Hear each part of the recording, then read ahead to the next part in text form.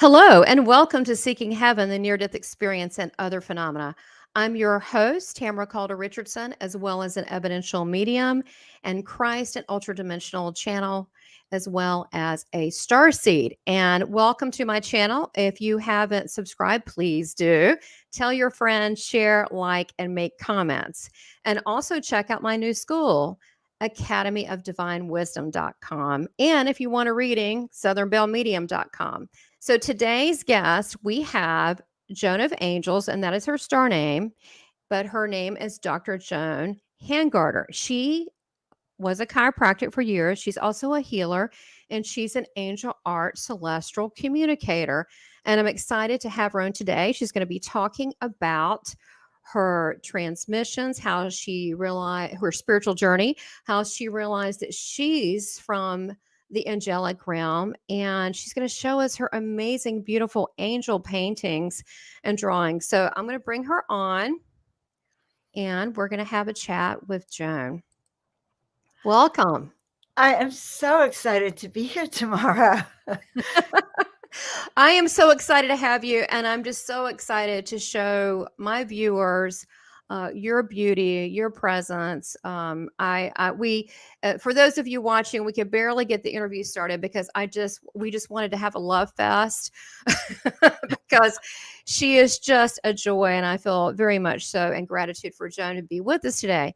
But I want to hear her story, and I know you do too. So, um, Joan, maybe, wherever you want to start is fine, but tell us a little bit about, Joan, the spiritual journey, how you came to your point of your awakening realization. And then we'll do like part two, like some of the manifestations of the art. But tell us how this spiritual journey started. You go back as far as you want. Well, I've always been on a spiritual journey because I always knew I was different. And it was that difference that I was trying to figure out. And, I was thinking about that to answer you. I always saw beings, I saw angels. They were always in the art in the house. I'd see things moving around. But, I didn't have any validation. And I always knew what people were feeling just because I knew because I'm an empath. But I didn't know, of course, all that, what that meant.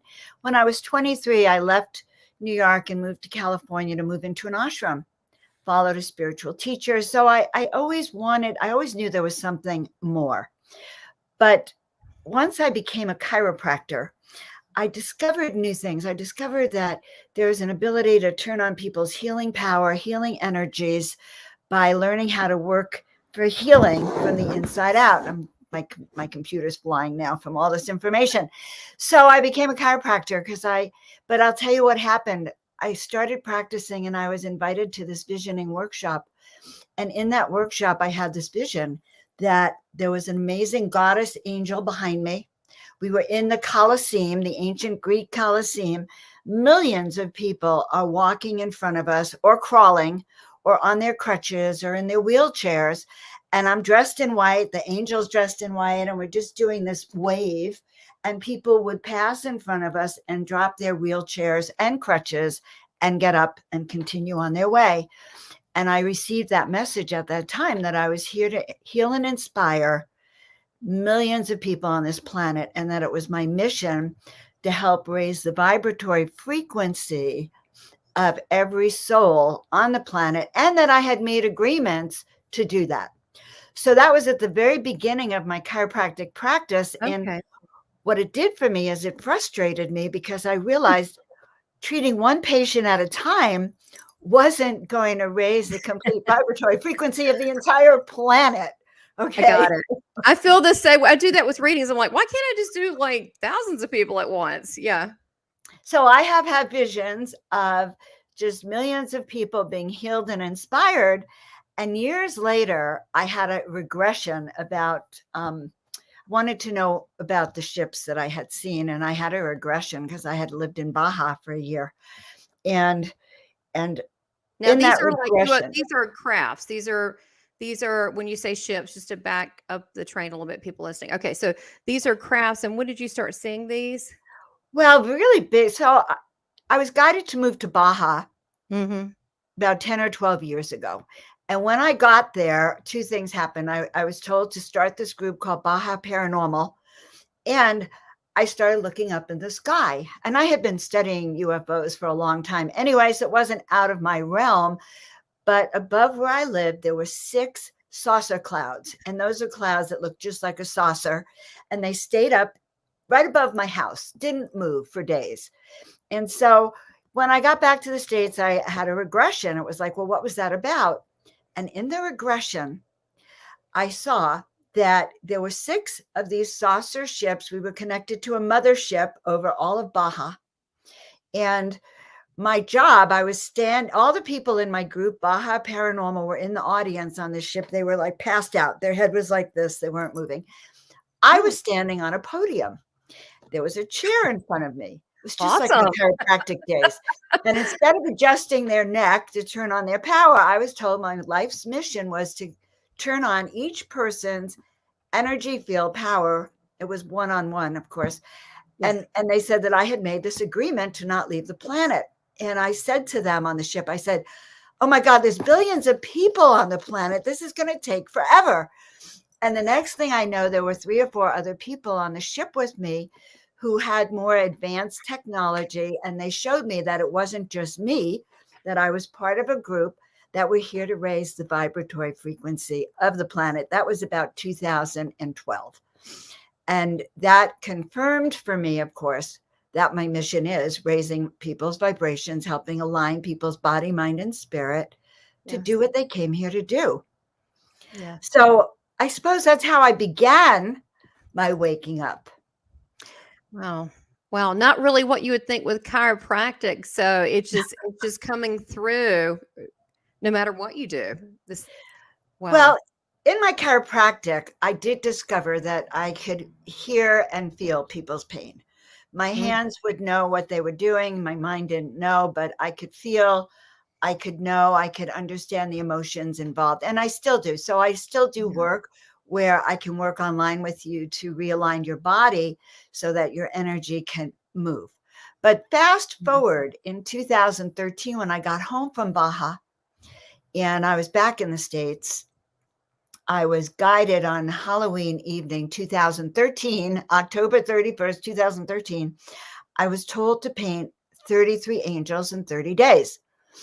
And I said, well, that's a lot of art, a lot of oil paint. It's going to smell. I don't do eyes. I don't do faces.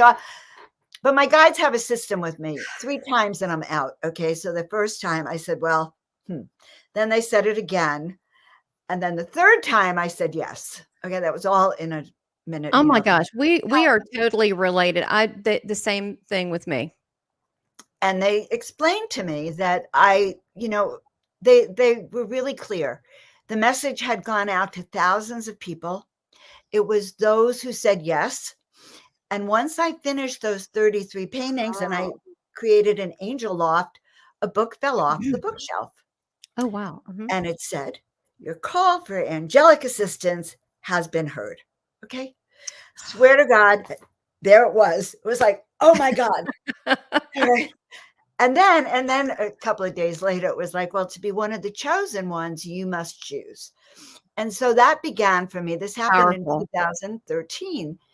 And so that began for me a process of stepping into the angelic realms, feeling their presence, understanding why I was being guided to paint, what that meant, because I could close my eyes and paint at that time. It had nothing to do with me as a painter. In fact, I wasn't a painter and had been told to never be an artist. Actually, my brother and mother said, never be an artist, Joan, be a bookkeeper.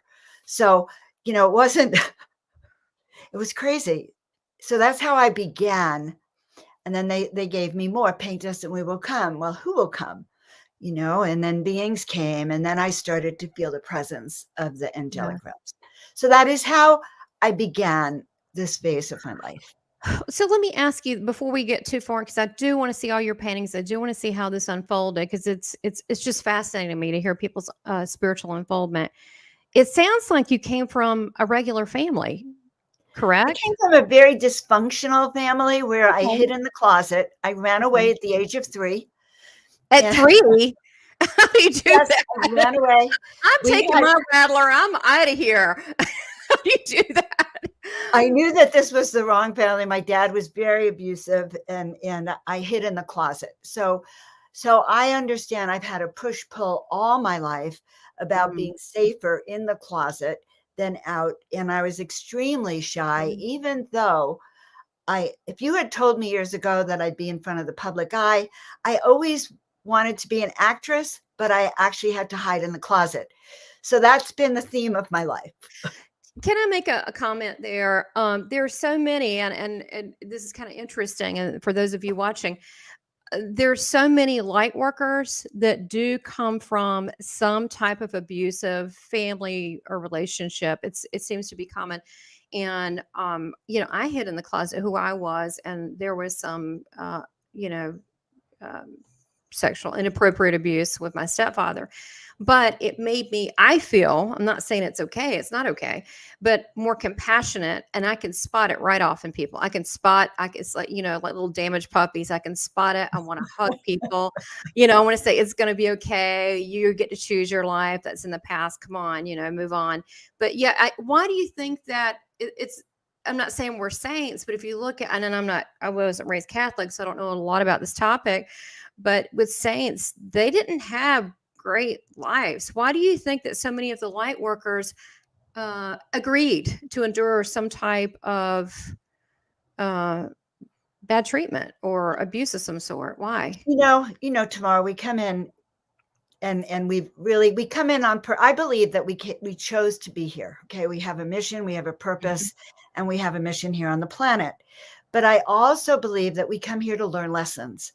And part of my lesson has always been to believe in myself and the work that I do. And Mm. so I was given very particularly hard lessons to learn that. And so I could teach other people how to do that, because honestly, if we stood back and we looked at the people here on the planet, we'd see that 95% of them have hard lives, that they've come here to learn challenges and learn Yeah. lessons and learn to be who they are. It's not like we come down with a full slate of everything we need. So I particularly believe that, yes, we've come here to learn those lessons as we evolve, and we come together in a family. We also play different parts. The most shocking thing for me was the first time I went to a medium, and I was at the Conscious Life Expo where I work, and there was this medium, and I was in this room, and she was talking, and I asked to see my parents, and she said, "Oh, your mom's having a great time in heaven with your father." And I went, "Oh my God, why is my mother talking to my father in Yeah, I know. heaven?" Isn't it weird? They don't like each other, divorce and life, but then over there they're like, it's all good. And that's what she said. She said, "Really, Joan, there's nothing to argue about in heaven." And those were the True. lessons. And that was the agreement you guys had for this lifetime. He was going to play the badass. She was going to play the victim. You were going to learn how to step out of victimhood into mastery. And in order to become a master, you're going to have to learn how to master. So I feel like these Yes. challenges are obstacles that we learn to transmute into fuel to live our best life. I agree. And people might say, well, why would you agree to some kind of disease or why would you agree to sexual abuse? I don't think it works like that. I feel like before, and I want to get your feedback before we get here, I believe that we agree to learn XYZ lessons. We do not know the form of the Right. lessons that we receive. But if you look at it, we live forever. It's not like we really die. So it's not like we really get hurt. And unfortunately, some of us here, I'm not saying me, totally me, that can be a little hard-headed. And so we need, if we don't get the lesson, the gradient goes up, but we need comparison so we really fully get it. And so now, especially at this point in my life, I'm like, okay, it's a lesson. What do I need to learn? What do I need to do? Do I need to let that go? I'm like, I'm on edge about it. I'm like, I don't want to go through that. I just want to know and move on, because this lesson of pain and suffering doesn't have to be that way. We can change the karmic path, and I feel like that right now we're on this ascension path as humanity, as earthlings. Can you talk about your mission, your realization, and what you feel? I mean, because you're so knowledgeable about this. What you feel about where we are as a planet and what's needed? Gosh, that's a lot of questions It in is. one. question rolled up. So I'm just going to say this. Imagine if we're on the mountaintop, way above the planet, and we're looking down at the planet. Okay. So we have the gift of being able to see the light frequency of every human on the planet. Our Earth is a very difficult place to live. It's not an easy Yeah. planet.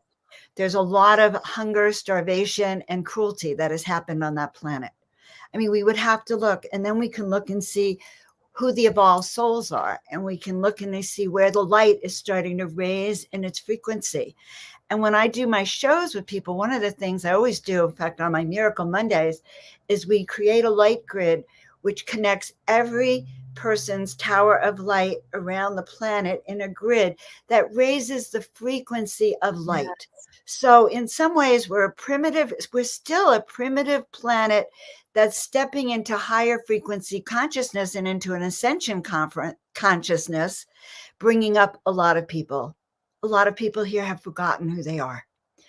I see my Yes. job is helping them to remember why you're here, help you align your body, your mind, and spirit, which is why I think I was a chiropractor, to help align and turn that Oh my power, gosh, that makes that sense. power on.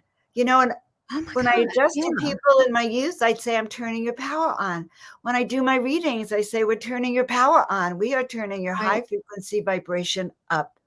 Because the more people that are higher vibe, the more it spreads throughout our planet and raises the frequency. Because I've been told that even as we ascend, we can only ascend in a way as high as the lowest frequencies here on the planet. We all come together unless there is that split. So in a sense, that's what I do. I feel like that's our job. And maybe that's your job too, to help raise this Yeah. frequency of the planet. It is, it is. And I think I told you pre-show that, Christ came to me August 2020 and asked me, uh, 3 times too. No, Ah, no, no. Then I was, like, too embarrassed to say no by the 3rd time. I was like, "Okay, I'm gonna feel really bad about this later on at some point." But he said he wanted the YouTube channel. I said, "What about Rumble or something?" He said, "No." He said, "Just to let people know that, that to get them to think outside of the box, to think about other worlds, other possibilities, other innate intuitive abilities that we all have, and to step outside of our dogma, outside of our upbringing, outside of male, female, outside of all of these things, and to progress spiritually." So, to me, when I hear awaken, I think it's really about awakening to your own inner divine greatness within, and acknowledging that, because we have this beautiful life right here. I mean, there's no mistake that everybody's here right now. And I tell people that, I mean, don't be sad, be happy that we're all here, chosen at this point in time. So, what about you? Since we're on this topic, I sometimes feel a push, like I need to do this all the time. I need to really, I feel like there's that we have this window of opportunity right now to push over that little hump. And I think it's happening, but humanity to be more one of love. Do you also feel a inner push? I am driven. Okay, just so you know, since that vision when I was in my early 30s, I have always seen this vision. I've never lost sight of it. But I will tell you this, in 2020, it was the summer of 2020, and I didn't know how to respond anymore to what was going on around me. Just it was like, this is bizarre. And I was telling people at the same time, isn't that interesting? I'm the only Joan of Angels on the planet. Okay. And I actually looked it up. There's no other Joan of Angels on the planet. And, it's rare to have that name that no one else has. And I was telling people that. And then my guides, like literally, Angel slapped me. Okay. I heard the voice. Joan, you there? And it was really funny. They said to me the following: you think you're the only Joan of Angels on the planet, and it may be true now, but the call has gone out to many people. And if you don't feel like you can step up and do Oh, what you yeah. were chosen to do and what you Hmm. literally chose to do, because remember, I said yes. Right. They said, if you don't live up to that, then we'll find others. There are others who will do that work. I agree. And so I got a wake up call this summer of 2020, which is that you are here as a leader. You are here to wake people up. You are here to hold steady. and to teach people that they're here to hold steady, that we were all chosen to be here in the most craziest of planetary times. And that was my wake-up call. And that's my wake-up call for every one of you guys. You were chosen to be here with Tamara and I right now in the craziest of times, when we went through the grand initiation, global, planetary, personal, and collective initiations. So you have a choice, just like Tamara and I have had this choice to say either yes, count me in, or I'm going to go back to sleep till next life. Well, I'm going to tell you something. I have no desire to my desire is to do exactly what I've been chosen to do and what I'm choosing to do. I can remember the lifetimes when I didn't. So didn't work out well, did it? Even today, if I don't listen to the guidance I'm being given, it doesn't work out well for me. Come on, that's true. Okay, so That's true. it's really an art form, guys, learning how to listen to the voice, listen to the guidance, and say yes, Yeah. and then get your ego out of the way. Because it's not like you're chosen because you're special. You're chosen because they know you're going to work hard. And it's in what you're doing, you know, like I guess I was reading about the royals recently. You know, you're either a working royal or you're out. Okay. Yeah. Well, you're either a working celestial, a working angel, a working starseed, or go back to be the rest of humanity in a certain way.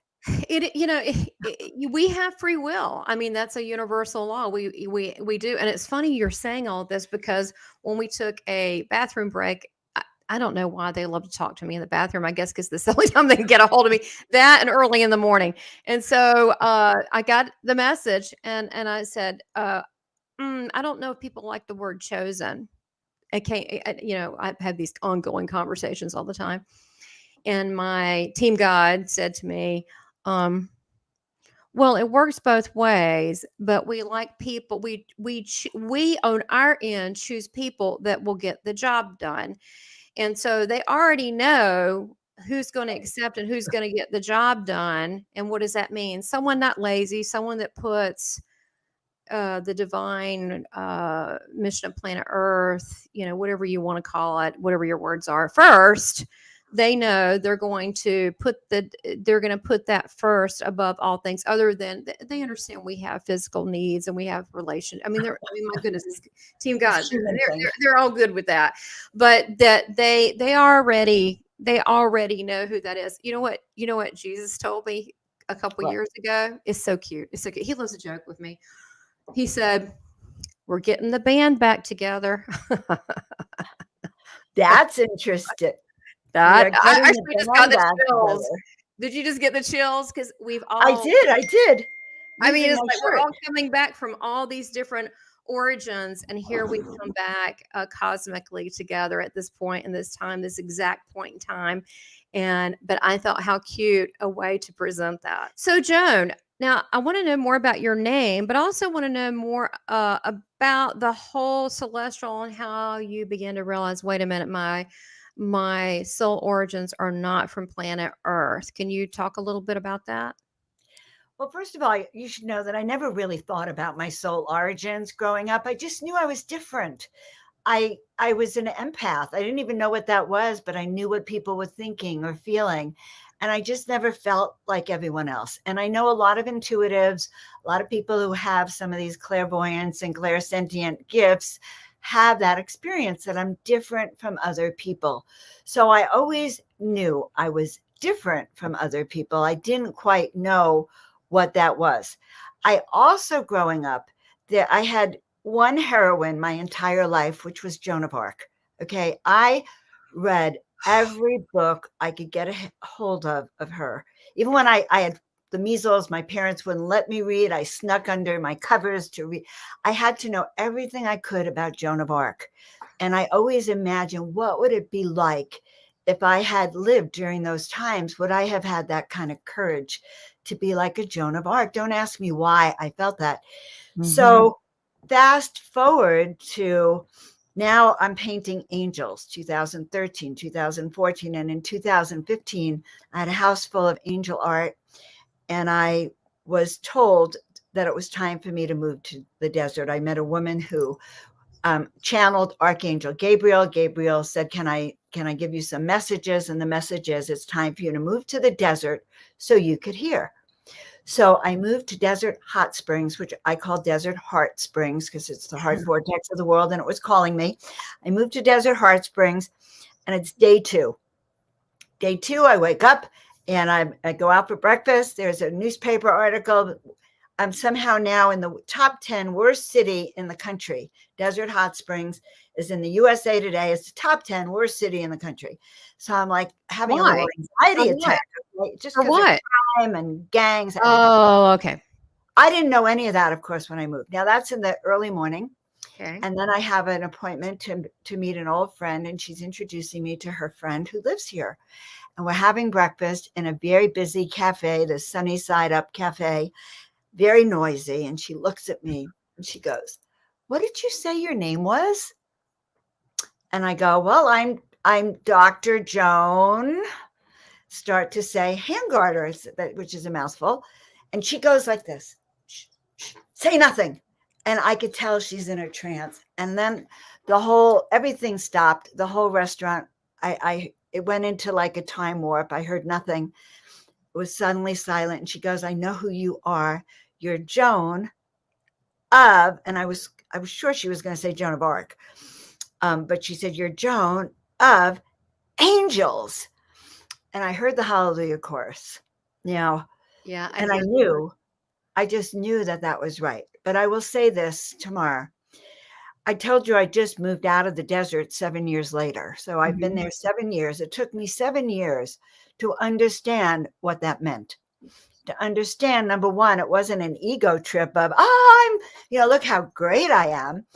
I had to understand, number one, why I chose this path, what it meant, and how to step into that role of Joan of Angels, how to step into a higher vibrational consciousness and teach people that. So I had more work than ever, because just to come to terms with that. So for example, my daughter and I are shopping in LA, and it was right after I got the name Joan of Angels. And now I'm really confused. Am I Dr. Joan Hangarter? Am I Joan of Angels? We're in a shop. And I had just made these new cards, Joan of Angels, one side, Joan Hangarter, a different card. And my daughter's with me, and I meet these new people. And I suddenly introduce myself. I'm Joan of Angels. Okay, my daughter freaked out. Tamara, she pulls me into the corner, like of the shop, and she says, "Mom, do you have to lead with that? Can't you let them know you're normal? Can't you lead with like Dr. Hangarter?" And I spent 7 years learning how to. It just came out. Didn't it just come out? Just came out. Yeah, I was doing an interview with someone we both know, Shayla, and I said, "Hi, I'm an ascended being," and I'm like, "Where did that come from?" We laughed so hard. That was my introduction, and I don't know why that came out. So sometimes these things blurt out. So you blurted it out. So your daughter, I'm sure she knows all about this now. No, she doesn't. So my daughter, I adore my daughter, but she's still back to, why can't you be normal like other people's mothers, even though all of her friends want readings from me and they adore me and they go, "Why can't my mother be like your mother?" Okay. So, but learning how to step into your higher. So every person, I believe, has a higher frequency, has an oversoul or another energetic being. It could be a star seed, it could be extraterrestrial energies, it could be celestial energies, but we have a higher consciousness. You can call it whatever you want.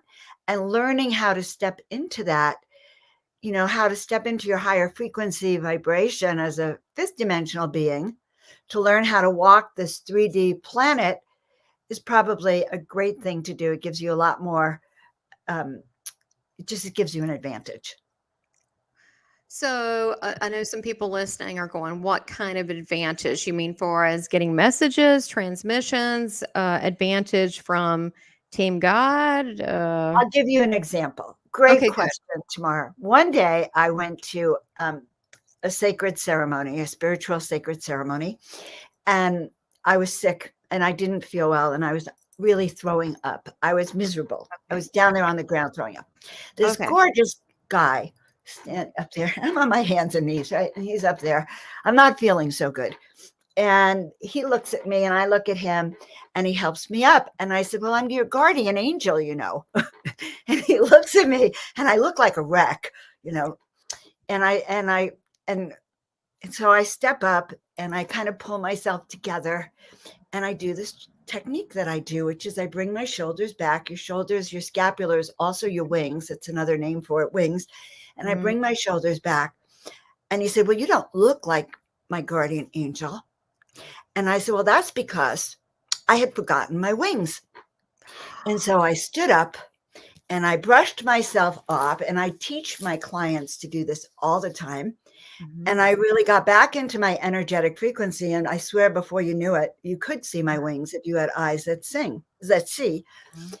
And I realized that was going to be the last time I would ever leave my house without my wings on, without remembering. Now that's a euphemism for like remembering who I am. Really, you know, we could go out of the house and you could be your normal, regular, nerdy self, or you can leave your house and remember and clear Your nerdy self. Don't be your nerdy self. and be your highest frequency. Why not? You know, and so that's what I really learned that day was I will never leave the house or never go on an interview without my wings up. Well, we actually thought that we could see wings behind you, and it's funny. I think it's my closing of my shows. I literally whip out some angel wings, and my husband goes, "That's a little much." I'm like, "Hey, it feels right." It literally pops out, and we're like, "Okay." But I know what you mean. Another way to look at it, you could say, put on your priestess high heels, or Yes. bring out your St. Michael's sword and be a spiritual warrior, you know, depending which way you'd like to go with that. But it is your highest self. But the way that I understand it, not only, and we can be here right now, right? But our soul can be also in an ascended place, let's say heaven. Okay. I like that word. Some people get all upset I use it. I like it. It makes me feel good. And, you know, yeah, there's different dimensions and so forth, but I like that word. Paradise is good too, but I like that word. And so we can be at different various dimensions. We can be on different planets. We can do all this at the same time. I mean, why can't we? I mean, we have that ability. I think it's very limiting to think that we as spiritual beings are linear or as infinite. Just as one lifetime. That is a lot more going on than that. So our higher self, the question is, what is our higher self? We're many things and all things. Right. So I totally agree with you. Okay, so this quest, so Joan of Angels. So this is really interesting, coming into your name and empowering your name, because that's how I know you. So how long have you had this name? I was named Joan of Angels June 2nd, 2015. Okay, and that was your guides told you this is it. When I heard that name and I heard the Hallelujah chorus, which I've heard several times in my life, but when you hear the Hallelujah chorus, it's a confirmation, guys, that you are on the right path. And so, yeah, I accepted and embraced the name and spent 7 years. You know, I laughed. Jesus spent 7 weeks in the desert. I spent 7 years in the desert learning how to tune into my guides, what that meant to be Joan of Angels and what kind of work I do. You know, one thing I want to mention and really just admire you and validate what you're saying is you look at the Jesuits. I always kind of, and Joan of Arc, matter of fact, I was very fascinated with her. But one of the things that I learned, one of the people I studied with evidential mediumship was Janet Novak. Well, she was a former nun. She was obsessed with Joan of Arc. She said she was like, Joan of Arc was a medium. She was a channeler. She was getting this information, which was taboo because she was very dangerous because it was very accurate. And they wanted to kill her. So that's one of the reasons, because she was a channel. She was a direct divine channel. So it makes total sense. But the Jesuits, they used to, or the St. Ignatius Jesuits, his original path is you would go into the desert. I don't know if it's how long. There was an exact period of time, and there were 4 phases that mimic the life of Christ, and they were spiritual exercises. They didn't say They didn't say minister. They had someone who could see into the spirit world, and they would have whatever that person's called, a spiritual teacher, because, just because someone's a minister doesn't mean, I mean, I am too a minister, but not everybody can do that. And they would go through these exercises and have the other side work with them, where they would see angels, they would see demons, they would have conflicts, they would have so and so, and they would go through this phase. And when they were done, they were a spiritual master at the end. They had to experience similar things that Christ did. And to me, I've always been fascinated with that and always wanted to offer that, but I never have found too many people that want to put themselves through that. Well, I think it's the last phase, the one right before his ascension, that might be prohibitive. But right. I believe that. I believe we all have these lessons. And at some point when you do your spiritual awakening, you do need to come to terms with who you are, who you've been, why you're here, what your greater purpose is. So you can connect and get your guidance direct from source. And I say that all the time, Joan. Amen. I say it all the time. But look, it's great if I can be a support, you can be a support to people. We can get people kind of, here you go, here's your path. That's great. However, I highly encourage people to listen to their heart center, which is where God connects with us, the divine, so we can get our answers directly. We all have a team helping us out. We are not alone. And that team, what is that team? Well, our guides, some of them are family members. Some are family members we don't even know. It's in the past. I've had other people's family members. They like me. They're like, oh, you really helped me out. They've joined them before too. Thanks. I don't really need any military help right now, but thank you. It could be, your angel core. It could be Christ. It could be Buddha, ascended masters. It could be your galactic family, your star family, and it can be all of them. So it's very important to listen, and if it's in your highest good, they're all going to pretty much say the same thing.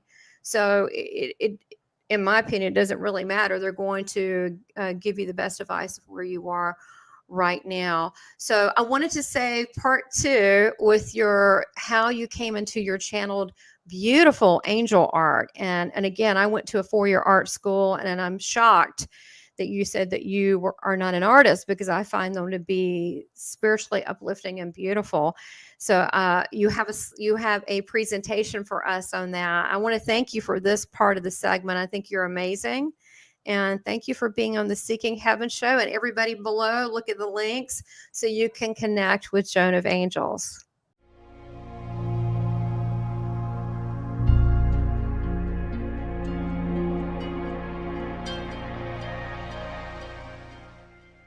Please subscribe, like, and make comments, and support this channel by becoming a member. Thank you for your continued support.